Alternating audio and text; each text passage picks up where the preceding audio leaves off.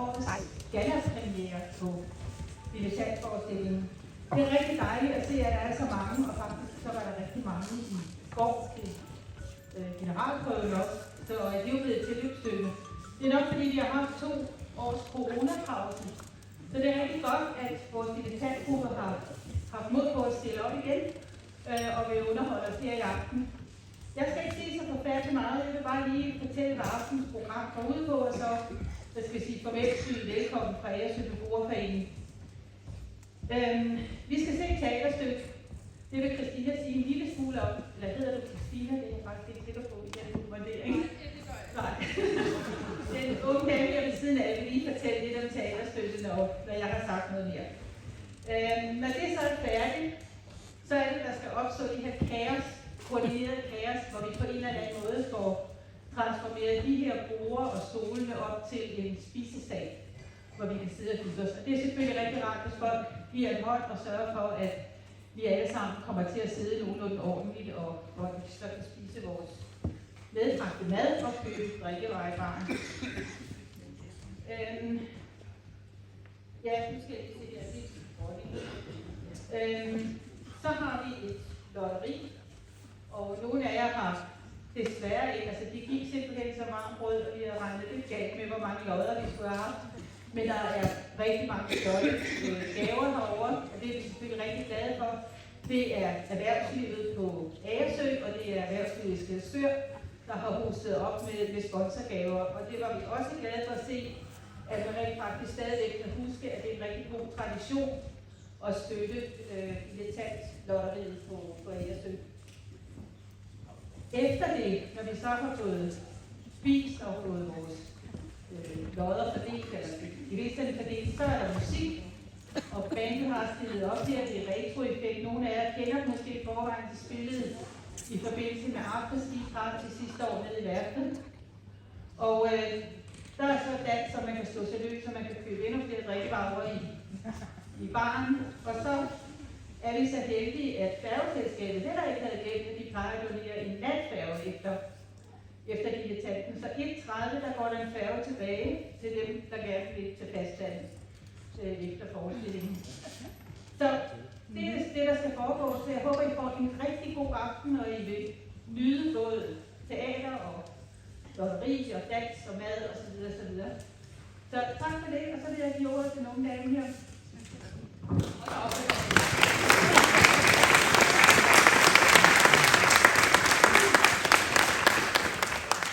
Jeg vil gerne på dilettanternes vegne byde jer alle sammen rigtig hjertelig velkommen. Endelig blev det muligt. Så dejligt, at det kan lade sig gøre, og I er så flinke til at bakke os. Det er dejligt. I år spiller vi i Tyrolekspressen. Det er en farce i 3 akter af Knud Erik Meyer Ibsen. Det skal lige ses, at der er en del blackout, altså hvor tættet bare lige kortvarigt tog for, men hvor der ikke er pause. For I ikke skal blive alt for forvirret, så bliver der sagt i mikrofonen, når der er pause. Pauserne er korte, så I vil skynde jer og forsyne jer. Nå, men vi byder jer velkommen og bor i Tyrolekspressen lige præcis i vogn 13. Vogn 13 er opdelt i 2 kupéer, og det skal altså forestille, at når man er i den ene kupé, så kan man ikke høre, hvad der sker i den anden kupé. Forstået på den måde, at når der sker noget i den ene kupé, så er der ro i den anden. Eller i hvert fald i starten. Så er det vigtigt, at man ikke farer rundt, i hvert fald når vi spiller det op, fordi så kan vi ikke høre, når du siger det her i kassen, hvis vi skulle huske.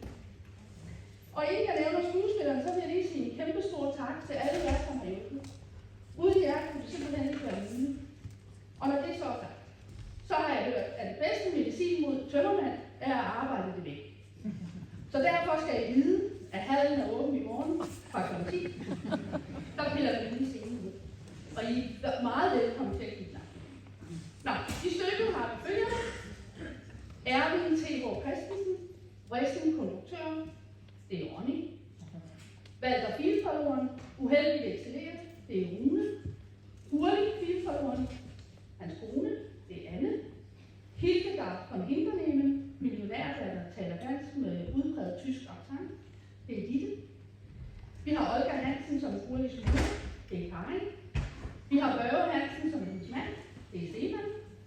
Vi har Gyta Edelweiss, det er mig.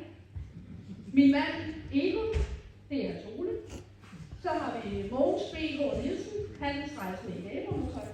Det er det. Så har vi Dirk, uheldig naiv Vesterbro-type. Det er Dorte S. Så har vi Svensson fra Bagmandspolitiet. Det er Hanne. Desuden medvirker en skiturist, som hedder Sofie. Det er Gitte. Eleonora og Werner og ægtepar spilles af Stefan og David. Så har vi Niels, som er forretningsmand. Det er Mik. Så har vi Hanne, som er pastor. Og til sidst så har vi Dorte, som sidder her i klassen. Og jeg vil lige så godt sige det som det er. Hvis det går som det skal, så tør jeg godt garantere, at alle har trukket på smilebåndet mere end én gang, når vi når til den sidste replik. Rigtig god fornøjelse.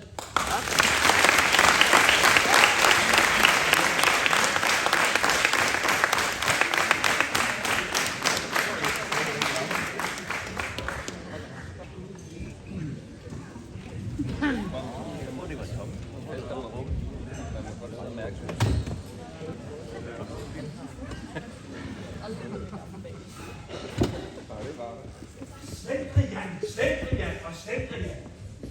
Det må fandme gale med en måde, hvordan det tagen forstår at holde sig kørende på skinnerne. Ja, det kan jo ikke engang svare sig ret på det. For inden længe så er toget fyldt med gule lande idioter og dystige musikanten, der skal sidde og tørre deres fede hønsefingre af gardinerne med chokolade herfra til Slåen. Det var sandelig aldrig sket i herregeneraldirektør Jens tid. Dengang blev den slags ikke tolereret.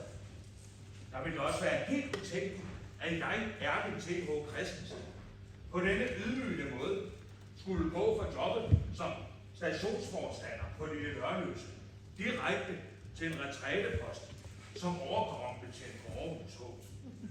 For at kunne hjælpe mig, som jeg startede karrieren i betaling, billetkonduktør på Tyroler Expressen. Dem og deres rationaliseringer. Hvordan i hele hule helvede havde de også tænkt sig, at forretningen skal løbe rundt, når generaldirektøren Nordens Stunder kalder sig administrerende direktør. Det er også den regering.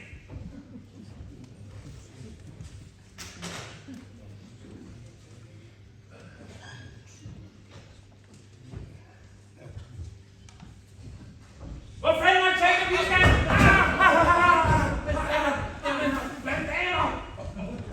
Så var det den, der gjorde ondt. Den er da helt rødformet. Nu skal de ikke komme for godt i gang. Hvordan fanden er det også, de smider rundt med deres kufferter? Ja, det er vel ikke engang deres. De ved det. Og her, værsgo. Ja, de tror sikkert, at jeg er på vej til at stikke af. Det er ikke noget tilfældet. Jeg var netop på vej hen til dem for at aflevere pengene. Jeg vil sgu ikke stikke rundt med deres kufferter. Det er sgu ikke Unga Bunkerland eller Baginken, det her. Selvom det er utroligt. Undskyld. Ja, de er jo ikke ret forskel. Ja, jeg er generelt forskel, men ja, de ved jo nok, hvad jeg mener. Gud gør jeg ikke det, nej. Ret den russiske mafialeder, som er eftersøgt af Interpol.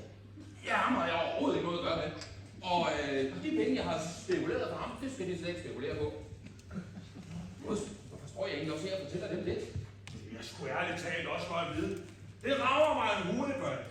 Men sig mig lige en gang, hvordan fanden er de kommet ind? Det er døren, det er sådan åbnet og... Ja tak, jeg er ikke dum.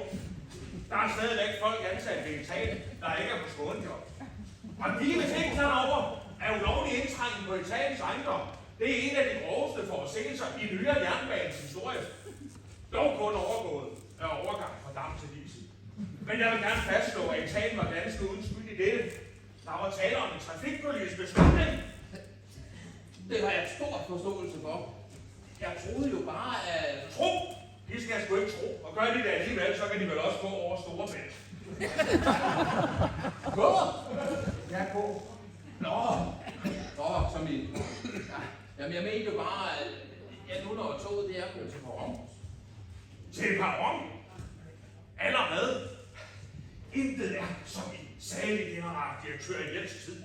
Dengang kører togene til perronen til tiden og fra perronen til tiden. Må jeg så godt sætte tøj nu? Ja, det kan der for fanden ikke stå der.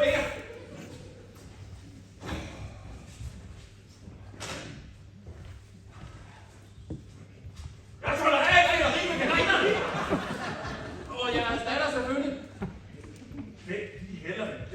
de også snittet sæderne op.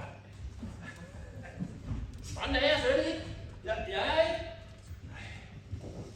Det er simpelthen ikke ud det her. Hele vejen med tog til Hamburg. Kunne de da ikke bare være blevet enige om, at det var DSB, der strejkede, og ikke SAS? Ja, så havde jeg jo længst været i Hamburg.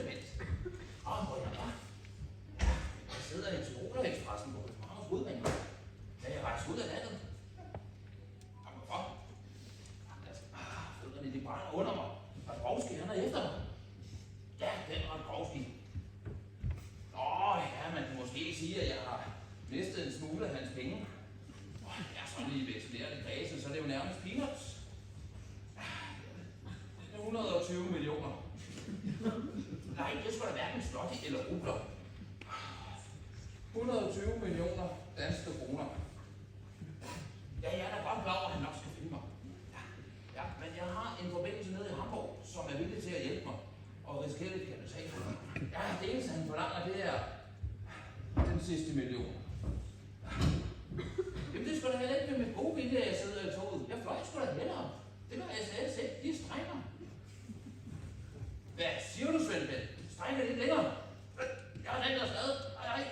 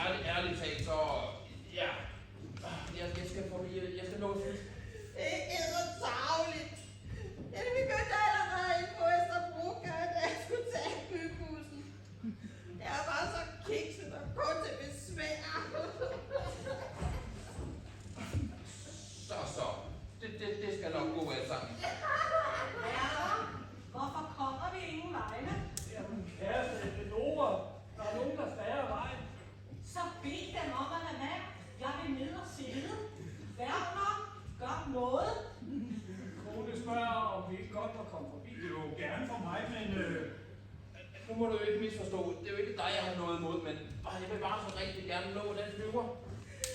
Og min kæreste gik bare fra mig, og her sidder jeg i et tog på vej hjem med min af med en C-reol. Livet er slet ikke værd at leve længere. Sig ikke det. Ved du, når du kommer hjem og får sat din reol op, ikke?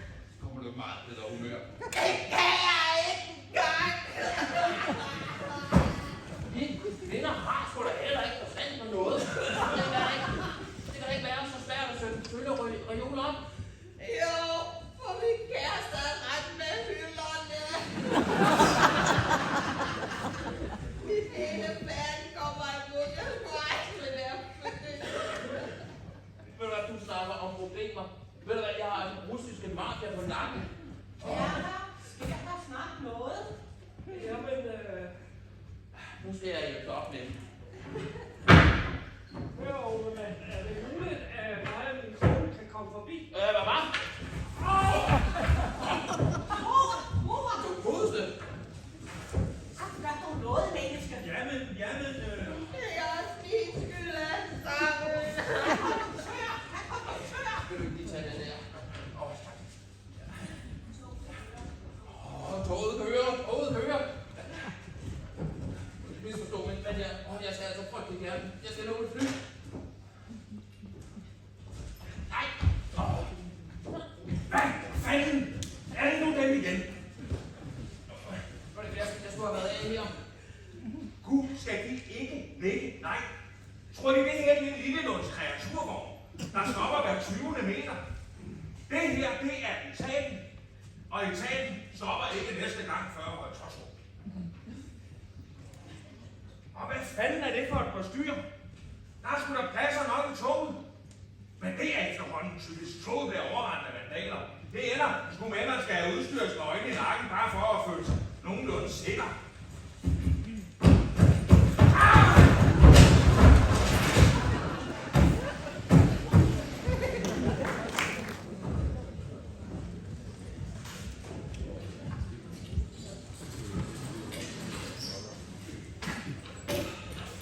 Nogle gange så vil jeg ønske, at det her det var Amerika. Hvordan det? Der skyder man sgu bare folk, når man er med dem.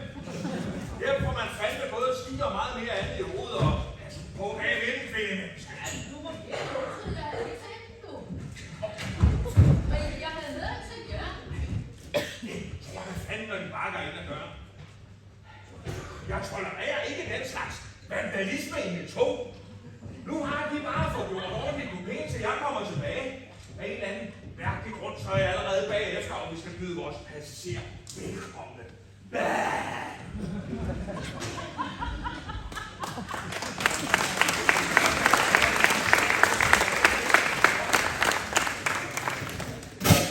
Men ham er der også gjort lidt for det her. Werner? Er de skrækkelige unge mennesker ikke snart færdige med at rode sådan rundt? Det ved jeg ikke. Jamen så find dog ud af det. Ja, jeg spørger fra min kone, og vi ikke snart sætter hun ned. Jo, jeg skal bare lige. Og når jeg trykker knappen ind, så kan hele toget høre, hvad det siger. Hvor sagde den? Hallo? Ja, velkommen ombord på Tyroler Expressen via Fyn og Jylland, afgang Københavns Hovedbanegård, kl. 19.46. Og må jeg i den anledning sige, at selvom nogle rejsende individer forbinder Tyrol med noget festligt, så vil der blive slået hårdt ned på et hvert optræk til vandalisme. Og toget det standser i Høje Taastrup, Roskilde, Ringsted, Sorø, Slagelse, Korsør, Nyborg Færgehavn og Nyborg, Odense, Middelfart, Fredericia, Kolding og Lunderskov. Ja, det finder I vel for fanden selv ud af ved at læse ud af vinduet. Hvis de ellers kan det. Læse altså. Og så har de bare at få en behagelig rejse. Farvel. De fandens idioter. Så vil jeg sgu hellere køre med kreaturer på Lykstykkerbanen. Nå, husk at trykke knappen ud, når du er færdig. For satan. Jeg siger, at Høje Taastrup. Indrømme, ellers så jeg slet ikke var her. Jeg kan da nok få dig til at tro det. Ja, selvfølgelig er du og din rigtig velkommen her. Det ville måske bare have været lidt nemmere for os andre, hvis vi havde været et andet sted. Det er jo åbenbart mit godt at skal omgås landende idioter med skib og reoler. Det er jo det, jeg siger. Nej, jeg kan lide mig. Psykopat. Okay. Ja, jeg indrømmer måske, at jeg var lidt overmålet, men... Jeg har forbudt, at den russiske mafialeder afsnit. Man kan sige det ikke til nogen. Nej, virkelig? Ja. Så sidder jeg i tog på vej til Hamburg. God morgen, kammerat. Faktisk ja. Faktisk, ja, hvad? Nu vil jeg jo helst ikke danse ind i noget. Men toget kører faktisk til Hamburg. Vi har lige sagt over højtalerne. Nej. Jeg skulle have været til Nærum. Hvordan kan jeg nogensinde se mig selv i øjnene? Jeg var så dum. Så gør du noget, Werner. Hvad jeg skal gøre? Giv pigebarnet ret og sæt hende af toget, så vi kan få ro. Man kan jo ikke høre, hvad man tænker. Så. Stop det skuderi. Du skulle have været til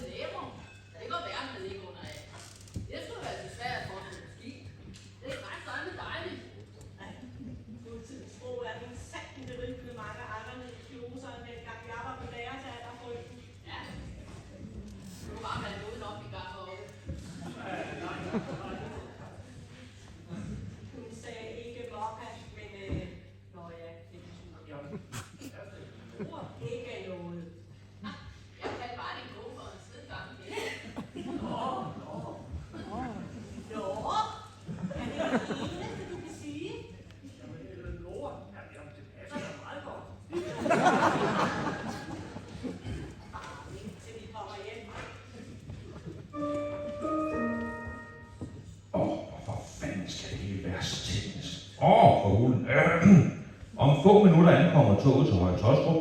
På grund af uforudsete hændelser i vogn 13 har det ikke været muligt at kontrollere billetter indtil nu. Men jeg vil stærkt fraråde og snyde etaten, og der vil blive holdt nøje øje med langhårede vandkølsvæsener. Og det var Nøje Taastrup. Det var sandelig aldrig sket i salig generaldirektør Jens tid. Over for hulen den knap.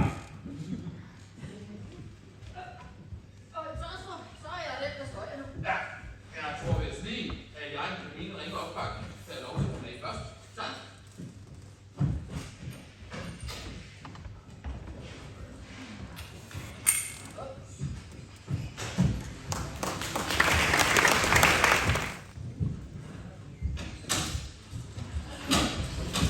Er du med, lille mor?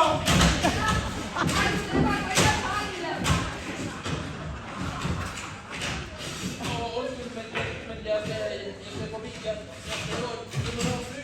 Ja, det er sgu det der. Tanken er, at der er blevet noget spallere siden sidste år. Er kanten også spallere nede ved dig, lille far? Ja, dem har de også lavet smadre her. Men det skulle da ikke undre mig, at de også har lavet stederne smadre. Jeg ved, hvad de gør. Ja, det er sgu det der. Undskyld, men jeg skal altså forbi. Det drejer sig om liv eller død. Ja, men det kommer der så sandelig også til at dreje sig om liv eller død. Der er da godt med fart på, du var. Nej! Hvad for en okay skal vi være i, lille mor? Ja, det må være den oppe med dig, lille far. Har du fifer med? Ja, hun er her. Ja, det er Vi sidder i den anden mørke skærm, hva'? Så om der kommer en skib fra dig til, kan du ikke gøre det stå? Hvor er det dog noget hyggeligt. Ja, det var jo lidt. Man har jo kun den skib, man selv står på. Er det ikke lige holdt fine, frø? Jeg kan snart ikke mere. Jeg skulle være til lægerum. Ja, men så har du også meget mere brug for skien, end jeg har. Kommer du, lille mor? Ja, men gangen er blevet smallere og benene længere, og nu kan jeg faktisk ikke nå noget. Ej, hjælp mig lige ud, så er de søde. Jeg har det andet at tænke på. Ja, da. Ja. Undskyld mig, jeg tror, jeg finder en anden kopi. Der er ikke plads til os alle her. Sådan. Jeg kunne lige række dem til Nico. Række hvad til hvad? Altså skiene til mit vand, jeg kan jo ikke nå. Men det tror jeg fanden. Hvad siger du? Jeg siger. Ja, tak. Og på! Nej, tak. Nej, tak.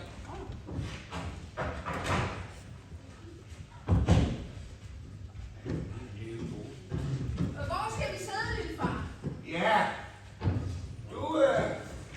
Du skal sidde her, og jeg skal sidde der. Kan du ikke lige holde fiber med til, jeg var med en med ryg til? Jo. Ja! Hey! Hvad den skulle der også? Er det en løve? Ja. Er manden slet vintervand? Og du på at tage lidt ud af fiber. Nej, det er da snart omvendt. Ja, de folk der. Fiber kunne da aldrig finde på at gøre nogen noget. Nå, lidt fiber. Ja.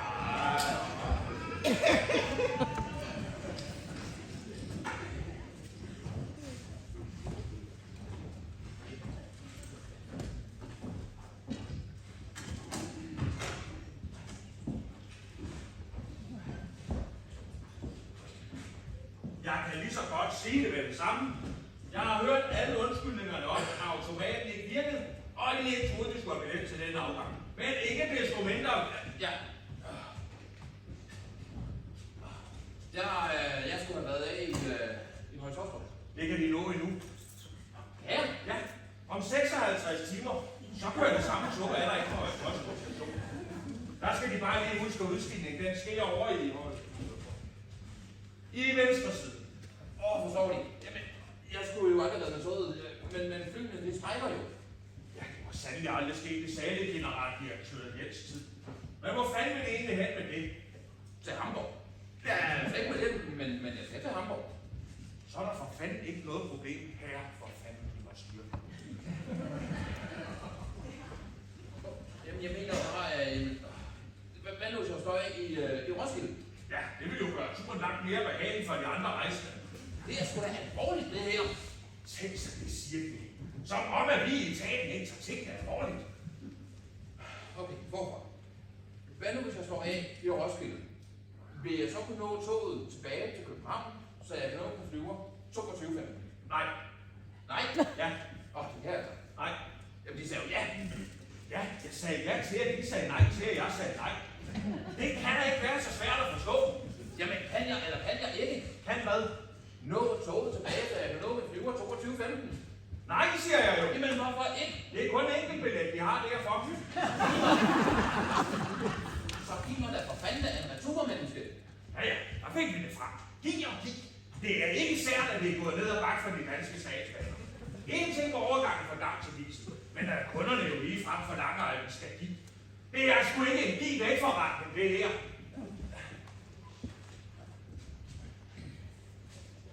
Du taler selvfølgelig.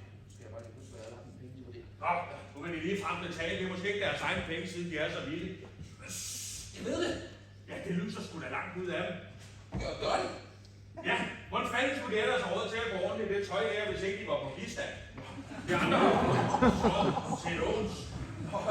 Det tror jeg på bistand til. Nej, det jeg vil gerne bede om en tilbage til København, tak. De vil altså købe en billet tilbage til København, så de kan nå et fly i Kastrup kl. 22. Ja. Og de er klar over, at DSB og SAS ikke har nogen samarbejdsaftaler om trafiktilladelse. Også fuldstændig lige meget. Jeg skal bare tilbage. Men med gebyr og lad os se også... Skal vi sige 200 kroner? 200 kroner, det er fint for mig. Jeg skal bare tilbage til København. Men eftersom de er klar over, at DSB og SAS ikke har nogen samarbejdsaftaler om trafiktilpasning, så er det vel overflødigt at fortælle, at det næste tog tilbage går kl. 22.12. Så vil jeg da ikke nå flyveren. Nej, det kommer nok til at blive lidt. Så er der ikke noget at bruge billetten til. Nej, så må de jo få den refunderet. Kan I huske, på hvilken station de købte den? Station? Jeg har sgu da for fanden da ikke købt den på nogen station. Ja, så har de et problem. Og så synes jeg måske, at vi skulle se at komme på plads. Okay, jeg indstiller mig på, at turen kommer til at foregå med tog til Hamburg. Men vil det være muligt at få en anden plads end den der blandt den anden Europa? De forlanger særbehandling. Kupéen der er måske ødelagt i forvejen. Og så vil de have en plads i en billet, der er knap så tyranniseret. Så de kan ødelægge interiøret der. Nej. Sådan er det ikke. Jeg vil bare så frygtelig gerne sidde et mindre støjende sted. Det er det eneste. Okay, ja. Men de kan købe en pladsbillet til kupéen der. Købe? Det var da lige godt sagen så fremme det ord er for dem. Selvfølgelig. Hvad betaler? Det mangler det bare.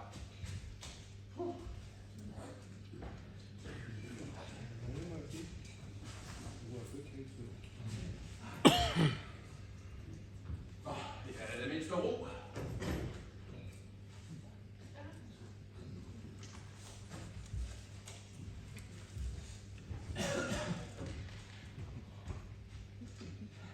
Stop, det er måske 8 og 11. Det gør der godt nok ikke, hvad kupéerne de ligner på sådan hinanden. Ja, men det gør tallene sgu ikke. Og selvom at de omfang ligner en ko, så begynder jeg jo ikke at valge det med den grund.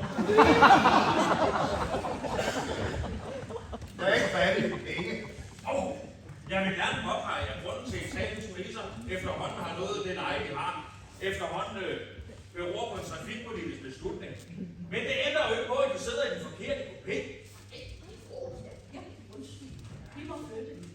Kan de ikke lige holde fiber så længe?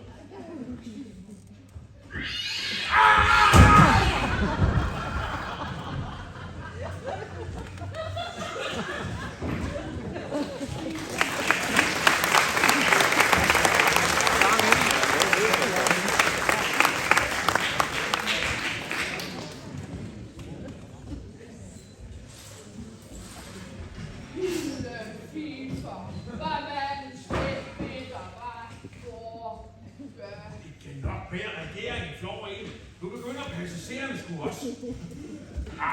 En lille finger på mor og ingenting. Så kan man jo lidt godt give den hele armen. Som intimiderende sagde. Ikke det der, lille mor? Ja, det gjorde jeg rigtig nok, min far. Jeg finder nu pladsen. Ja, det gør jeg. Ja, får vi lige gået forkert. Nej, det var vi. Jeg har betalt for pladsen herinde. Ja, plads top. Netop. Som de siger i Hansholm. Jeg har ikke sagt noget om Hansholm. Jeg har aldrig været i Hansholm. Det var også fiskeren, der sagde det. Fik du den, lille mor? Det var mit. Ja, det gjorde jeg rigtig nok, min far. Hvad kan du komme? Har for 40 har plads top. Ja, og vi har jo 8 og 11, så hvad er problemet? Ja, men problemet er, at jeg har betalt for at sidde i fred og ro herinde. Jeg må notere sig det. Hvad? Kan du ikke lige forklare, hvad jeg har betalt for at sidde herinde i fred og ro? Det er sgu da ikke så svært at forstå, at det behøver en forklaring. Nå, men det er også, jeg mener bare mere herren og fruen, de ønsker at sidde herinde. Det tror jeg bestemt ikke. Ja. Der kan de selv høre. De skal fandme sidde derinde. De har sat dem i den forkerte kupé. Tag så op og på plads.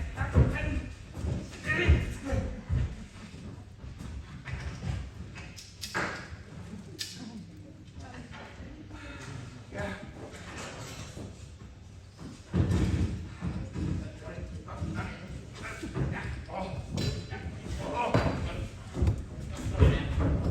Hvordan fanden er det, de trækker rundt med mig? Det kan de sgu gøre med deres hund. Jeg finder mig sgu ikke i det. Nej, undskyld. Ja, det lyder måske lidt svært, men kan jeg købe en anden pladsbillet end derinde? Kan de ikke lægge? Nej. Tror de, det er en møbelforretning, det her? Hvor de kan prøve at sidde alle sæderne? Nu har de bare sat dem ind på deres plads, og det er med basta. Desuden så har vi snart i Roskilde.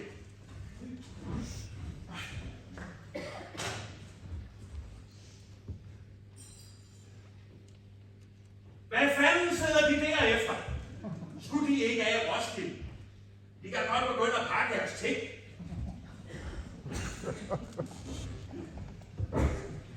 Så er det, lille mor. Så er turen startet til Tyrol. Skal vi? Ja, min far, ellers er det jo ikke rigtigt. Er du klar? 1, 2, 3. Fest!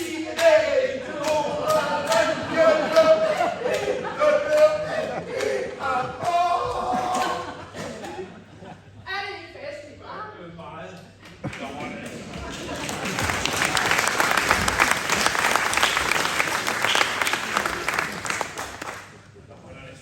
Det er ikke ud, det her. Der er da ikke meget skægt i dig. Bruger du skilette? Det var mit, lille mor. Det hørte jeg, min far. Men jeg ved lige, hvad der skal til. Er du klar? Ja. 1, 2, 3. Du burde købe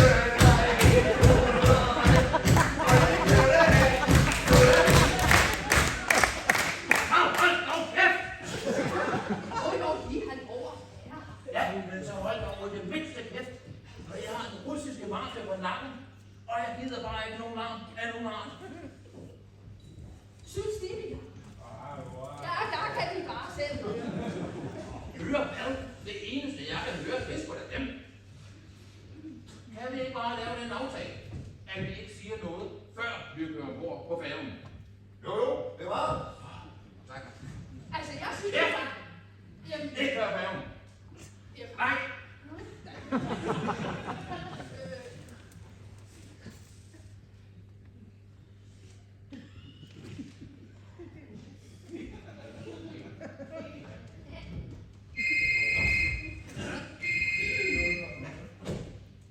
Jeg skulle da ikke vide. Valter Filevaloren, vekselererfirmaet Platon. No, Mr. Bartkowski. Yes, of course. I'm still on your side der. Ja, det du ved. Ja. Jo 120 millioner engelske kroner. Dem er en all orden. Ja, den er altså godt garanteret. You have heard I have used them on tips and lotto. Sven Bent has told you on my way to Hamburg. Yeah, but you'll never guess where I am. Yeah, I'm on the Tiroler Express på København. Hallo? For en single connection for sat. Det er uden nemmer.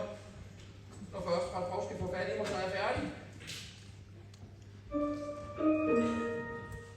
R.T.H. Christensen. Der gjorde du det rigtigt. Der fik du fortalt aberne, at nu kører vi ind på Roskilde om få minutter. Lige efter bogen. Det var slet ikke så svært. Men tingene, de var alligevel nemmere i generaldirektøren Jens tid. Og så havde du husket at trykke den fra. Og så blev det Roskilde. Ratkowski, er det ikke... Jo. Var det så ikke en god idé at stå af i Roskilde? Hvad vil du om jeg dør af Roskilde eller jeg dør på Fyn? Det kan komme ud på efter. Nej, så synes jeg, du skulle vælge Fyn. Der er trods alt penge. Ja,